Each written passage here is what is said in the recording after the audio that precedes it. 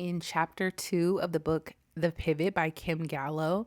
She's a speech pathologist. If you have been watching the previous episodes, then you know that we've been reading like 10 pages at a time. But I've switched that because my Kindle Unlimited wasn't giving me the right page numbers to give to you guys. So I decided that we're going to just go chapter by chapter.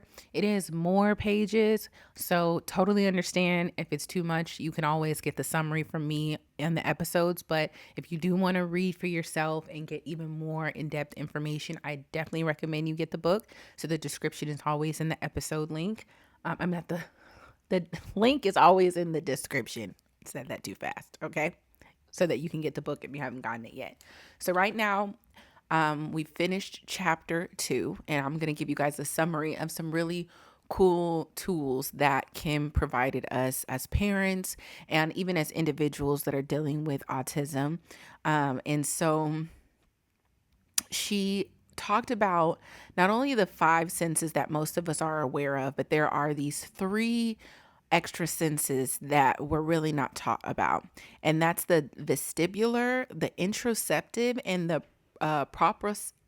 Proprioceptive. I hope I'm saying that right.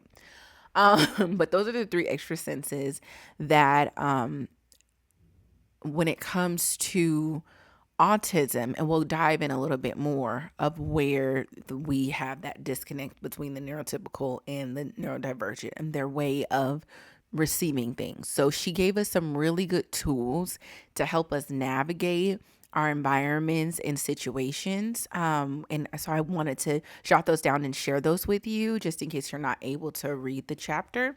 So she was saying that, like, if your child is autistic or if you're autistic and you're sensitive to smells, some people are adverse to smells more than others.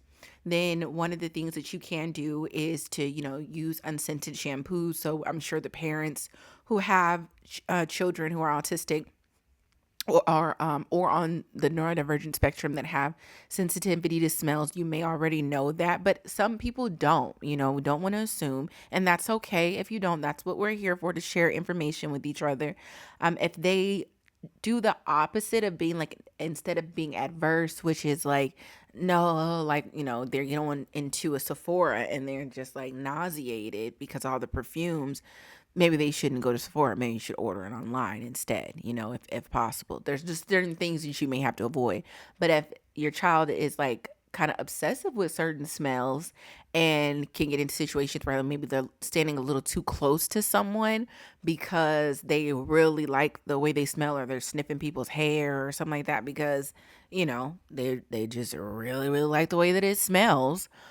There's different things that you can do. And she was saying that, if they're seeking that sense of smell, then you can have like flowers in your home. You can burn incense. You can have like a little handkerchief that has a perfume on it that they really like, or spray on their clothes really nice perfume smells that they like and enjoy, and that can keep them from doing that.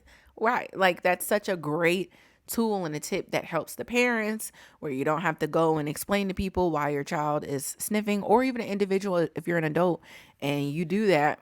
That's something that you can get to help you out. And even with sounds, she was saying, like, with severe anxiety can come about in the classroom, how important it is for educators to understand how the sound is affecting the child. Like, for example, with my daughter, school drop off, I try to help navigate that for her a little bit because there is so much going on.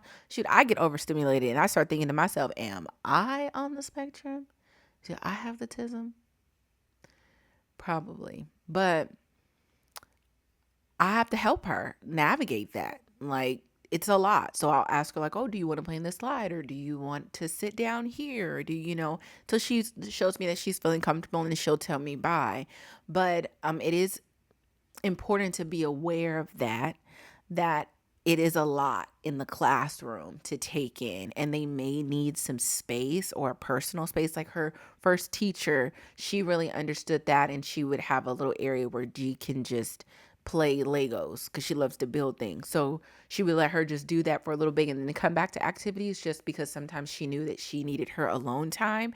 And those are the little things that really can go a long way. And you fighting for that as a parent, and doing that also modeling in your home. Like, do you need some personal space when you start to see them, maybe behaving anxiously? So I have a few different things I want to get through because I don't want this segment to last like 40 minutes. So, because she gave so many great tips and I wanted to give you guys tips. So let me run through them. Let me just get through them. Okay. So we're going to get to taste. So with taste, she had recommended that the issue is not taste, that it's usually the textures, which is the problem. So hiding food can backfire. And that was something I learned because I hide vegetables, chicken, all types of stuff in my daughter's pastas all the time. But she was saying that that could backfire eventually on me. So I got to figure out something else. She recommended that you can take your child to a nutritionist to see which foods that don't provide them such a bad experience, because it may be a part of with their taste palette that when they're eating this particular food that it really tastes like death in their mouth. So, going to a nutritionist can be beneficial for that.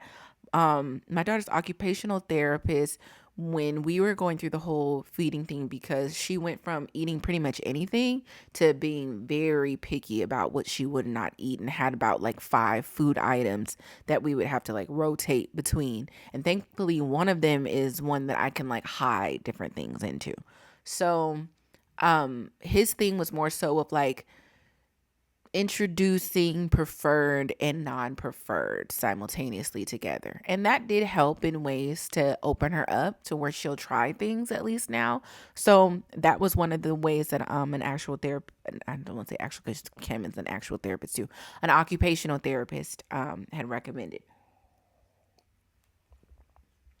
Touch. She was saying firm touch instead of light touch can lead to less anxiety. So, like firm hugs, we do that a lot. If she's just seeming overstimulated, I ask her, "Oh, do you want a hug?" And she gives that consent, and then I'll firmly give her a bear hug, and that usually helps calm down the nervous system. Vision. Many autistic people have significant strengths in visual perception skills. So that's why they gravitate to things like colors and numbers and puzzles. So it's recommended to have switches, like they can help regulate your lights at home, like dimming lights, because sometimes they can have different sensitivity to light. And so you're not feeling as like, what's wrong with you? If you can, it's just something great to know and be aware of. That one sense, which was the proprioception, it's the way of processing. Okay, so she would say they may have difficulty with their gross or fine motor skills, including oral motor speech and sound production. It regulates and calms the nervous system. And the kid who, okay, so there was an example where there was a kid that had put his head in between the mattress and the spring, and when they asked him like, why are you doing that, he was like, because I like the weight on top of me. And that goes back to like that firmness, like that sense of just like, like everything, I don't know how to explain it, you just feeling like, oh gosh, like off the ground. And I feel like that firming fin just kind of like brings you down, just kind of calms the nervous system. So she had recommended activities that can help with that calming, like sports, throwing a ball back and forth. She recommended lifting, jumping, can be like lifting or pushing something that can be heavy. We used to have like a bench here, and I would have my daughter help me like push it across the room, and she really enjoyed that, and that would just help get some of that energy out, and was one of the things that her occupational therapist had also recommended. Girl, let me get through these notes. Let me get these because I want to make sure that you get everything. If you can help someone else or help yourself with these tools. So self-regulation, which is something that we all need. Now, it takes part in our personal awareness and having a greater control on how we conduct ourselves and manage our feelings. And so Many people, whether you're on the spectrum or not, really struggle with regulating and managing their feelings and their emotions. And so it is about processing that and having conversation about how are you feeling. And one of the tools that we're actually going to be getting this week from one of my child's therapists, her ESDM therapist, is like this chart thing she was telling me about where it can help you like process through like, okay, well, how did we get here? How do we tell a story? How do we get to this point of anger? How do we get to this point of sadness? What were the steps so we can know, oh, okay. And I was like, wow, I feel like everybody could use that, when I do get that, I'm going to share that with you guys too. Cause I thought that was really cool when she was telling me about it. And then let me see. Okay, so these are the last ones, which is our final goal should be executive function. And so these are the goals that we want to be in alignment with within our households as individuals with autism, or if we are parents managing children with autism, or even if we're educators that come across children that are on the spectrum. It's about having adaptive thinking, then being able to adjust to situations when needed. That's a goal that we're always working on, with smoother transitions and understanding that things don't always go the way that you expected them to go. Planning, creating a plan. Now, for me, it's something very important. I have a planner, a task planner every day. And if I don't have my planner, I am lost. And that's the same thing for autistic people, where if we can have some form of plan in place, then it can make it easier for us to communicate about the adjustments that happen. And that works simultaneously. Like, yes, it's great to have a plan, but sometimes there are things that occur and you have to take a deep breath and you have to move forward, you know? And so that's what comes with self control, maintaining our composure despite our feelings and our emotions. For me today, coming to record, Mother Nature, I'm going through it. Did I want to? No. I'm going to be honest with you. But beyond my feelings, my emotions, I have a job to do. I have a commitment to come to. This is a job for me at this point. And like, clock it in. It's like, you still got to go to work. And that's no matter if it's an independent project or something you're doing on your own or your job you're making money for. Beyond your feelings and your emotions, you still have to get up and go. And what you'll learn, one thing that I tell myself and I even tell my daughter, feelings are like clouds. They will pass and you will see the clear sky. That's what I tell myself. But for her, I usually, it's okay. It will pass. Take a deep breath.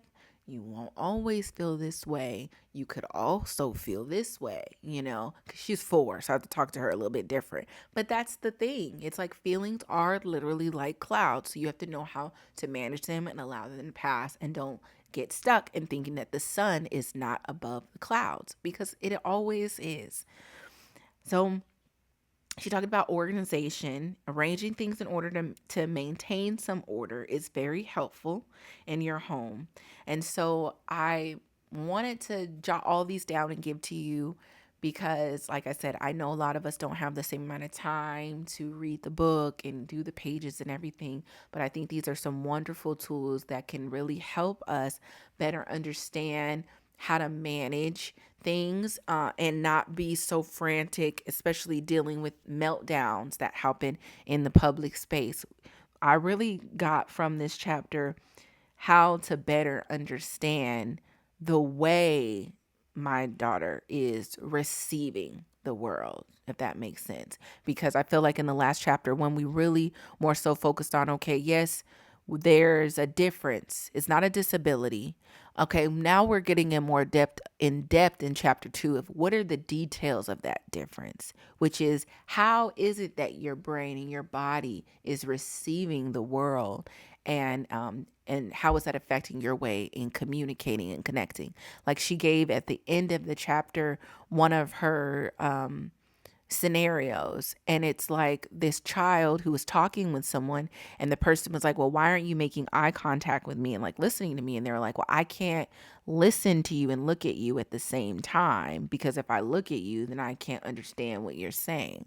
And it was really interesting because someone else may take that as like, wow, you're being disrespectful. But for them, and the way their brain processed information and received information, literally doing those two things at the same time they just didn't work together. And they could listen and look away and process what they were saying.